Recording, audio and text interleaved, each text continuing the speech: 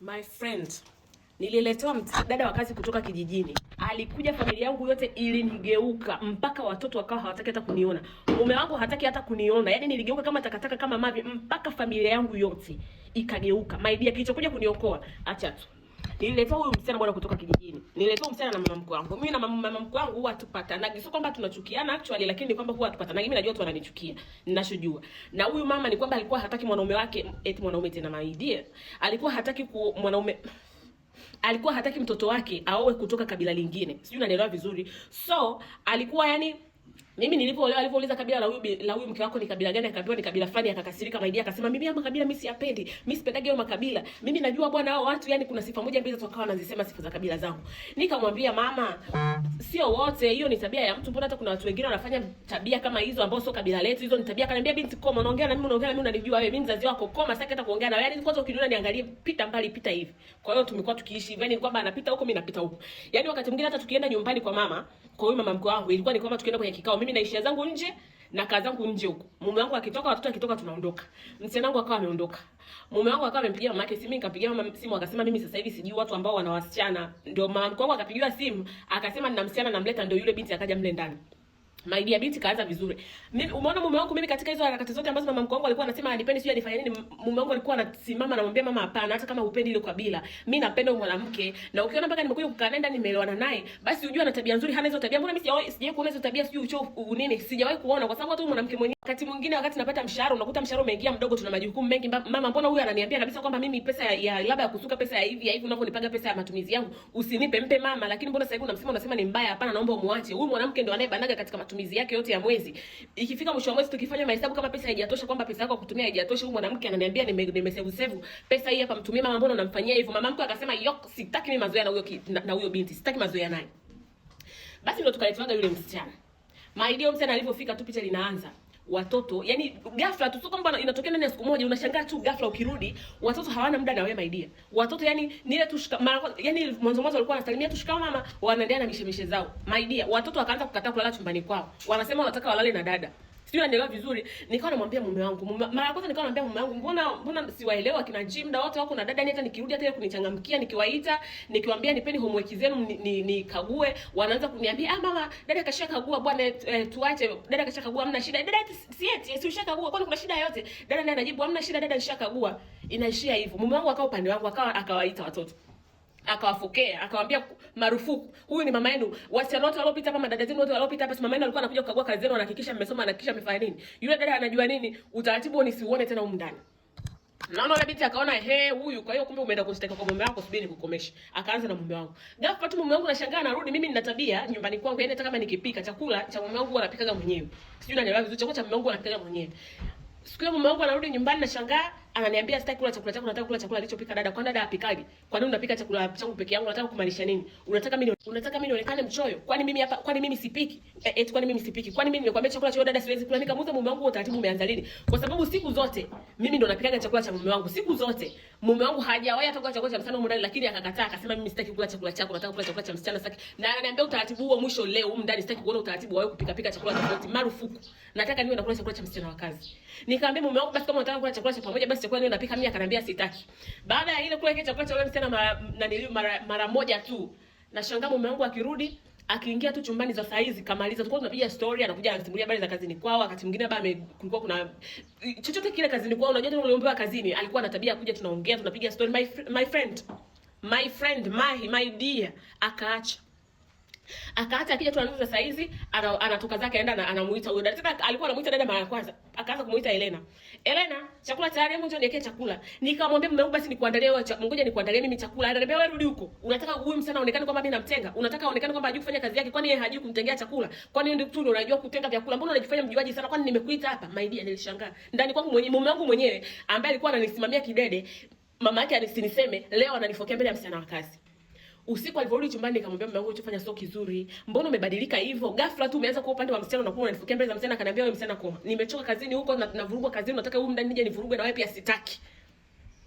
My dear, mume wangu akawa akitoka, akirudi, anaingia chumbani, anavua nguo, anatoka anaenda anakaa huko sebleni. Sasa ndo unakuta kakaa dada wa kazi, kakaa na watoto, kakaa na baba, ndo wanapiga story, ndo wanakagua homework za watoto. Sijui unanielewa vizuri. Kesho yake mume wangu anaamka ameondoka hajaacha hela. Nikamtumia message mume wangu, leo mbona hujaacha hela, ndani tutakula nini? Akanijibu aliyokuambia sijaacha hela ni nani? Kamuuliza dada kama sijaacha hela. Nikamuuliza mume wangu, utaratibu wa kuanza kumwachia dada wa kazi hela umeanzia lini? Ananiambia wewe utajuaje huko kwani unafanya kazi gani? Wewe ukitoka huko ukienda kwenye mishemishe zako ukirudi huko kwa dada si ndo anayeniaga kila kitu. Dada si ndo anayefanya kila kitu, kuna shida gani mimi nikimwachia dada wa kazi? Mbona una mdogo sana mwanamke? Mbona una kierere sana? Inaonekana unanipanda kichwani wewe. Mamangu alivyokuwa ananiambia mwanamke ufai una roho mbaya nilikuwa sioni, lakini sasa hivi ndo naona roho yako mbaya. My dear, nilishtuka. Nikasema Mungu wangu ni nini? Nikamwambia mume wangu umepata na nini? Na ananiambia sijapata na chochote. Wewe ndio una roho mbaya sana. Nimeanza kuiona roho mbaya yako ambayo mama yangu alikuwa ananiambia una roho mbaya. My friend. Siku hiyo mama yangu akawa amekuja. Alivyokuja akawa amekula kwa sababu si lazima tupike hapo nyumbani, usani si lazima apike, akawa amekula chakula. Yeye alivyokula tu chakula tukamaliza, nikawa nimeingia naye chumbani kwangu. Sasa ndio niende nikamuelezea hivyo vitu. Sasa nianze kumwambia kwamba kuna moja mbili tatu kinaendelea, baadaye msana kuja kuna vitu ambavyo havieleweki, watoto sasa hivi hawanipendi tena. Yani ikafika muda mpaka nikiwa nimerudi kazini nakuta watoto wamejifungia chumbani kwao, nikiwaita wananiambia washakula, wanataka kulala. Nikiingia chumbani kwangu nawasikia kwa sebeni wanacheka na dada, au dada namsikia yupo nao chumbani kwao, hawataki tena kuonana na mimi tena. Wananiambia dada sisi mama sisi tuache. Na wauliza niwache nyinyi si wanangu. Wananiambia mama bwana wewe usitufundishe roho mbaya, sisi tumeambiwa tumpende kila mtu, dada anataka tumpende na tunampenda kila mtu, na baba akasema dada hana shida, kwa hiyo tunampenda dada, kwani kuna shida gani? Ndio nikaenda chumbani na mama naanza kwenda namuelezea mama, nimeanza tu kumuelezea mama, kofi kanipiga kofi pa, na shangaa mama tena mbona umenipiga? Ananiambia una roho mbaya wewe. Mimi nimekuzaa lakini sijai kuiona roho mbaya, sasa hivi ndo naiona roho mbaya. Mbona unamsema wewe msema watu vibaya? Kwani akiwapenda watoto akiacha kukupenda ina shida gani? Kwani na yeye si mwanamke? Kwani watoto si wanakula? Watoto si wanavaa, kwani una shida gani? Kwani akipewa na mume wako kuna shida gani? Kwani na yeye si mwanamke? Kwani kuna ubaya gani yeye akijifunza majukumu ya hapa nyumbani? Mamangu mzazi ambaye nilikuwa nampigia simu nalia, tunalia pamoja, ananibembeleza, ananiambia njoo mimi nije tuje tuongee. Ndio amekuja kwangu baada ya kula tu chakula ambacho kapika dada, my dear, na makofi kanipiga. Nikamwambia mama basi sawa, naomba uondoke. Unanifukuza wewe, unanifukuza hapo, una mamlaka gani? Akatoka my dear, akaenda akamuita dada njoo tuongee. Akaingia chumbani kwa dada my dear, wakafunga mlango kimya, wakawa wanaongea. Nililia ile siku, siwezi sahau ile siku. Mama alikuja akaondoka, hakuniaga, akaniambia tu kaondoka. Kuanzia pale ikawa sasa ni mimi humo ndani kwangu nipo kama mzimu. Watoto wangu hawanipendi, hataki hata kunisikia. Mume wangu hanipendi hata kunisikia, mamangu hanipendi hata kunisikia. Sasa mamangu mimi akaenda kwenda kuwaambia na ndugu zangu zile tabia, yani kwenda kuwajaza maneno. Wao wenyewe pia ikawa nikipiga simu wote wako upande wa mama, yani nikipiga simu wanakata, wanasema mama mbona alisema, mama aliongea hivyo vitu, bwana usitupige simu katuambia wewe pambana mwenyewe na ndoa yako huko. My friend, nilikuwa kama moja. Hata hamu ya kwenda kazini nilikuwa sina. Hata hamu ya kwenda kutafuta nilikuwa sina. Hata hamu ya kula nilikuwa sina, my dear. Ikafika stage mume wangu kaacha kulala chumbani, my dear, akawa analala sebleni. Sio, unanielewa vizuri? Akawa analala sebleni. Usiku naamka namkuta sebleni hayupo. Nikienda kugonga milango yote imefungwa. Nikija nikimuuliza asubuhi ananiambia usinipangie, mimi ni mwanaume. Unataka unipangie si nyumba yangu? Kwani nikilala popote kuna shida gani? Kwa hiyo nikawa najua kabisa huyu ndani huyu mwanamke kashaanza kutembea na mume wangu.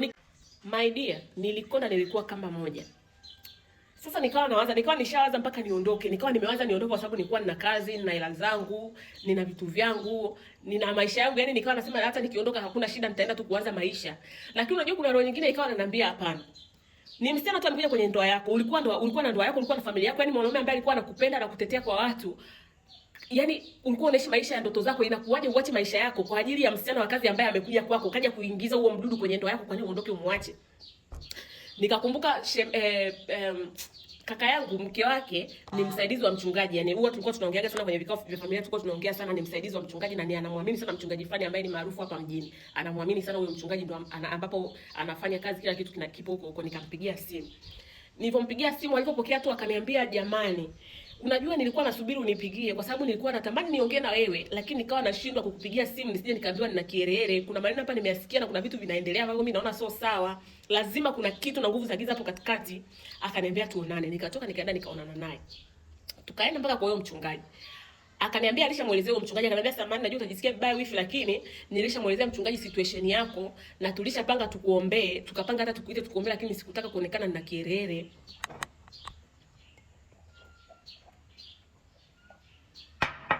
My dear, tukaanza maombi, tukaomba, nikarudi nyumbani. Nilirudi nyumbani ile siku tu ya kwanza, mume wangu akaja chumbani, akawa amelala chumbani. Hatukuongea lakini akawa amelala chumbani. My friend, mpaka tunamaliza maombi wiki nzima, watoto wangu walikuwa wananifuata wenyewe, wananiambia mama, nimekumiss jamani. Na wauliza mmenimiss, sisi mlikuwa huko ndani. Hamna mama, mbona tulikuwa tuongee? Kwani mama ulikuwa umetukasirikia? Dada alikuwa amesema wewe utupendi. Dada alikuwa anasema wewe umetukasirikia. Dada alikuwa anatuambia kwamba upendi kutuona jinsi ambavyo unarudi kazini unakuwa umechoka, kwa hiyo hatukusumbue. Mama, mbona ulikuwa yaani ni watoto wanaongea kana kwamba ni kuna kitu kilikuwa kimewafunga. Mume wangu siku hiyo anashangaa, ndio baada ya sasa hiyo siku ya 7 akarudi kazini, anakuja ananiambia nimemiss chakula chako mke wangu. Kuna muda mrefu hujanipikia, kwani kuna shida gani? Kwani tuna ugomvi mimi na wewe? Nikajiuliza tena, wewe unaniambia niache kupika chakula? Niwe na dada anakupikia chakula, na ananiambia hivyo. Nikaenda nikampikia chakula. Tukaendelea na maombi, ukapita kama mwezi. Mume wangu akawa anarudi nyumbani, napika chakula kama kawaida, anakula. Nikawa napika sasa chakula na wapikia watoto. Na mume wangu nikamwambia, dada, ukipika chakula pika chakula chako peke yako, usipike chakula cha baba watoto wangu. Tena watoto wangu ikawa wakaniambia, mama, tunaomba kama unaweza uwe unarudi mapema. Sasa unajua kazini kwangu kuna wafanyakazi, lakini mara nyingi wanapenda niwe naenda. Wakaniambia, mama bwana, uwe unarudi mapema ili tukirudi nyumbani tuwe tunakuja tunakukuta wewe. Kwa hiyo nikasema kwa niliyopitia, watoto wangu wanataka nirudi mapema, kwa nini nisirudi mapema? Nikawa narudi mapema, nikaanza kurudi mapema, nakuja mwenyewe na wachukua watoto wangu kutoka kwenye school basi inapowashusha, na wapeleka nyumbani, na wafulia nguo, nafanya kila kitu. Dada akawa anafanya tu usafi. Basi nikawa naenda kwenye maombi. Siku hiyo nikamwambia mume wangu, kuna kanisa, kuna sehemu naendaga, tunaenda kwenye maombi. Nikamwambia ni kanisa anaposali wifi yangu, mke wa kaka yangu, twende. Akakubali, tukaenda. Nikaenda na watoto, tukawa tunaenda kwenye maombi. Ukapita kama mwezi mwingine. Ulipopita kama mwezi mwingine, nashangaa mume wangu ananiambia kesho mama anakuja, mama yake. Nikasema Mungu wangu, mama sasa anakuja, sio anakuja kufanya nini? Nikasema mama yangu sijui ni bomu lingine hilo, sijui hata imekuaje. Nikawa naomba, nikampigia simu yule mchungaji, nikamwelezea, nikampigia simu na yule rafiki yangu, nikamwelezea, nikamwambia kesho nimeambia mama mkwe wangu anakuja.